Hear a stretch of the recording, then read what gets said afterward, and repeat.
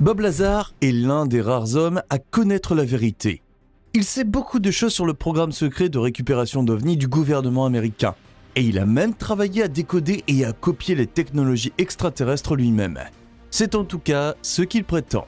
Mais pouvons-nous vraiment prendre les choses aussi facilement et rejeter son histoire comme étant des conneries inventées de toutes pièces ? Et s'il y avait vraiment quelque chose à dire ? Si les extraterrestres n'existent pas seulement, mais s'ils sont déjà parmi nous ? Robert Scott Lazar n'est pas exactement ce que l'on pourrait appeler une page blanche. Né le 26 janvier 1959 à Coral Gables en Floride, l'Américain divise le public en deux camps.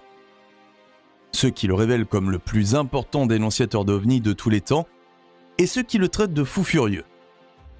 Cependant, le fait que Bob Lazar devienne un jour l'une des personnes les plus controversées et que, selon ses propres déclarations, il ait même eu à craindre pour sa vie, n'était pas prévisible dès le départ. Après tout, jusqu'en 1989, pratiquement personne ne connaissait son nom. Mais rétrospectivement, il est difficile de comprendre ce qu'il faisait avant d'être sous les feux de la rampe. Si l'on suit les déclarations de Lazar, c'est avant tout parce que le gouvernement américain a tenté d'effacer tout son CV après ses publications. Les sceptiques, cependant, soupçonnent que les faits percutants ne correspondaient pas à ses affirmations aventureuses. Mais quoi qu'il en soit, Lazar lui-même affirme avoir étudié à la Cal State University de Northridge à la fin des années 70, puis avoir fréquenté le prestigieux Caltech de Los Angeles. Cependant, le nom de Robert Lazar n'apparaît pas dans les annuaires des deux universités. Et même si rien ne le prouve non plus, il prétend avoir obtenu un master au MIT en 1982. 7 ans plus tard, le 15 mai 1989 pour être précis, les chaînes de télévision américaines ne connaissent finalement qu'un seul sujet. Un inconnu a annoncé qu'il travaillait dans une base militaire top secrète du Nevada, dont le gouvernement américain de l'époque nie encore farouchement l'existence. Alors que la silhouette de l'ombre qui se fait appeler Dennis s'entretient avec l'enquêteur George Knapp, il lui révèle quelque chose qui semble effectivement trop incroyable pour être vrai. Il y aurait des vaisseaux spatiaux extraterrestres dans cette même base. Dans le détail, il s'agirait en tout et pour tout de 9 soucoupes volantes qui sont sans aucun doute d'origine extraterrestre. De plus, il se consacrerait avec quelques collègues à la tâche de déchiffrer le mode de fonctionnement des technologies extraterrestres, afin de les reconstruire par la suite. Totalement convaincu par les explications détaillées de son homologue, une grande inquiétude grandit rapidement chez George Knapp. Si le dénonciateur continue à rester anonyme, il court le risque d'être éliminé par le gouvernement. Fidèle à la devise « Un homme que le public ne connaît pas ne manquera à personne », Knapp a exhorté son informateur à révéler sa véritable identité.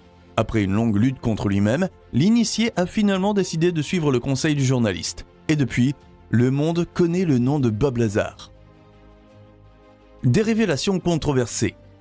Les partisans de Bob Lazar sont convaincus que c'était exactement la bonne décision. Ainsi, en sortant de l'ombre, il s'est protégé et a peut-être sauvé sa vie. C'est ainsi que Bob Lazar est devenu du jour au lendemain le dénonciateur d'OVNI le plus controversé de l'histoire des États-Unis. Mais le partage d'informations top secrètes a eu un prix élevé. Un prix qui, selon certains cercles, a été fixé par le gouvernement qui a tout fait pour dissimuler l'existence de la zone 51. Intéressant à savoir. En fait, il faudra attendre 2013 pour que l'existence de la zone interdite soit également confirmée officiellement par la CIA. Pour Lazar, la période qui a suivi les révélations a été tout sauf facile. Quelqu'un s'est introduit chez lui, a fouillé dans ses affaires et a fait des graffitis sur les murs. La surveillance, le danger et la diffamation publique étaient douloureusement réels. Si réels en fait, que Lazar a finalement pris la décision de se retirer des yeux du public pendant plusieurs décennies. Le 4 décembre 2018 cependant, le jour est enfin arrivé où Lazar a rompu son long silence. À la dite date, il a rencontré le cinéaste Jeremy Corbell pour mettre toute l'histoire sur la table. À l'issue de cette collaboration, le documentaire Bob Lazar, Area 51 and Flying Saucers a été produit, qui a ramené les déclarations de l'initié autoproclamé dans la conscience du public. Lazar a donc affirmé à nouveau ce qu'il avait déjà déclaré près de 30 ans auparavant. À la fin des années 80, le gouvernement américain était en possession de plusieurs vaisseaux spatiaux extraterrestres. Il a gardé le secret et les a analysés dans le désert du Nevada. C'est un fait. Je n'étais qu'une des personnes qui travaillait sur ces vaisseaux spatiaux. Mais quel genre de choses Lazar a-t-il découvert au cours de son travail ? Les habitants de la zone 51 ont-ils réellement réussi à comprendre et peut-être à copier les technologies sophistiquées ? Eh bien, la réponse excitante est oui. À l'intérieur de l'OVNI. Après avoir postulé à l'Office of Naval Intelligence, Lazar s'est vu confier un travail de recherche sur les nouvelles technologies de propulsion. Dans le cadre de son travail, il affirme avoir vu les documents contenant des photos de 9 ovnis différents et de leurs équipages extraterrestres. Mais ce n'est pas tout. Dans l'un des hangars, il a même vu de ses propres yeux un objet volant en forme de disque qui se distinguait nettement de tout ce que l'on connaissait. Il possédait une surface étonnamment lisse et sans soudure, et une fois, il a même eu l'occasion de pénétrer dans le vaisseau spatial. À ce sujet, Lazar a déclaré ce qui suit sur le podcast de Joe Rogan. C'était un sentiment très inquiétant. Tout avait cette couleur sombre, semblable à celle de l'étain. Il n'y avait pas d'angle droit, vraiment nulle part. Un peu comme si quelqu'un avait brièvement chauffé un modèle de cire pour que tout fonde ensemble. Tout était courbe et plié. C'était vraiment étrange. Il n'y avait pratiquement rien de familier à l'intérieur. Tout semblait provenir d'un autre monde.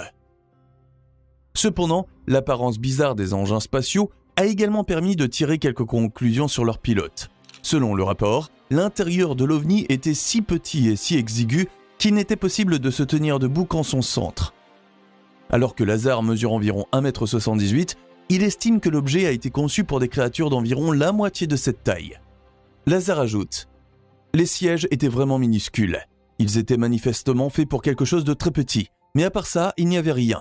Juste les sièges, le réacteur et quelques sous-composants. Pas de panneau de contrôle, pas de plomberie, pas de décoration, rien que tu puisses reconnaître d'une manière ou d'une autre. » À la question de savoir s'il y avait également des écrans dans le vaisseau spatial, Lazar a répondu « Il y avait des arches sur une partie de la superstructure, et l'une d'entre elles pouvait devenir transparente. Je l'ai vue une fois ou deux. Je suppose que cela aurait pu être appelé une sorte d'écran. Je ne sais pas si c'est du métal ou de la céramique, mais il faisait froid comme de la glace, alors je penche plutôt pour le métal. » À son tour, le dénonciateur a décrit la disposition exacte de l'intérieur du vaisseau spatial comme suit. Il y avait 3 sièges positionnés à égale distance autour du réacteur. Il en était de même pour les grands objets rectangulaires. Mais je ne les appellerai pas des consoles. Ils n'avaient ni bouton ni lumière. Au total, le vaisseau spatial comportait 3 niveaux.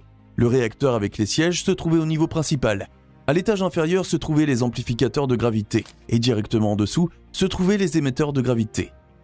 Visuellement, il rappelait à distance des seaux suspendus à des tuyaux.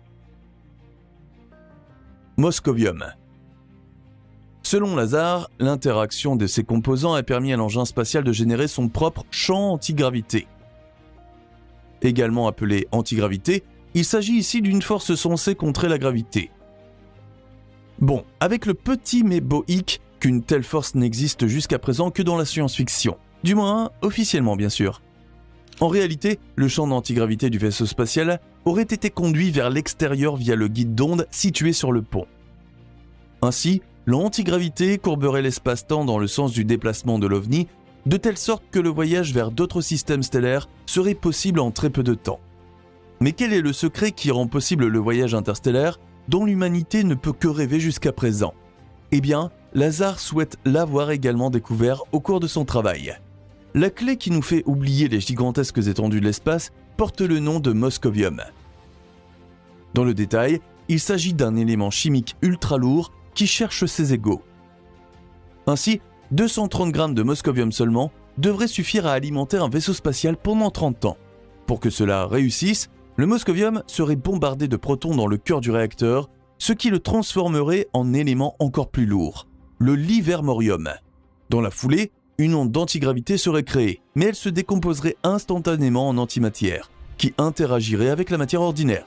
L'énorme chaleur dégagée est à son tour convertie en énergie électrique qui alimente les 3 amplificateurs gravitationnels. De plus, les extraterrestres ne sont pas les seuls à posséder cet élément. 450 kg de moscovium seraient stockés au Nevada. Mais qu'est-ce que la partie conservatrice opposée à ces remarques a à dire ? Des physiciens comme Stanton Friedman et David Morgan affirment que les déclarations de Lazar sont complètement absurdes. Selon eux, le mode d'action décrit violerait certaines théories physiques généralement acceptées. Or, selon Lazar, c'est précisément cette approche qui pose problème. Comment étudier les propriétés physiques jusqu'ici inconnues d'un OVNI si l'on ne se rabat que sur les bases connues à cet effet ? Bien que le moscovium n'existe pas à l'état naturel sur Terre, des chercheurs ont réussi à produire artificiellement cet élément pour la première fois en 2004. Mais comme il avait trop peu de neutrons, il n'était pas stable.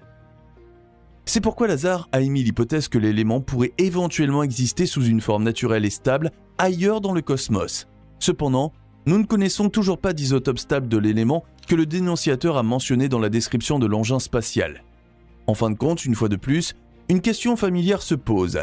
Quelque chose n'existe-t-il pas simplement parce que nous ne le connaissons pas encore? N'oublie pas de t'abonner parce que la prochaine vidéo passionnante suivra demain.